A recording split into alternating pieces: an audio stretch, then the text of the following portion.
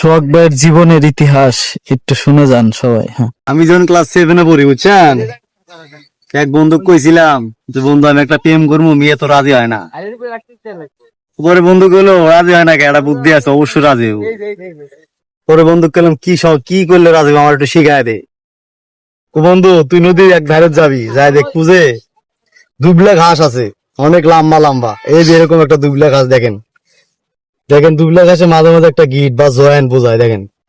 তো বন্ধু আমাকে কইলো 50টা না 55টা জয়েন্ট থাকা লাগবো, এত বড় যে দুবলা ঘাস একটা পাস। ওই বন্ধু কইছে যে দুবলা ঘাসটা নিয়ে আমার কাছে আসবো। তে মনে করেন যে নদীর ধারে প্রতিদিনই দুবলা ঘাস খুঁজি, পাই মেলা বড় বড়, কিন্তু জয়েন্ট মিলে না। জয়েন্ট মিলে 20টা 25টা 40-50টা দরকার, এই জয়েন্ট আর মিলে না। আমার জীবনে প্রেম আর করা হইলো না, জয়েন্টও মিলে না, এই দুবলা ঘাসের জীবনে আর প্রেমও করে পেলাম না। এটি আমার জীবন কাহিনী।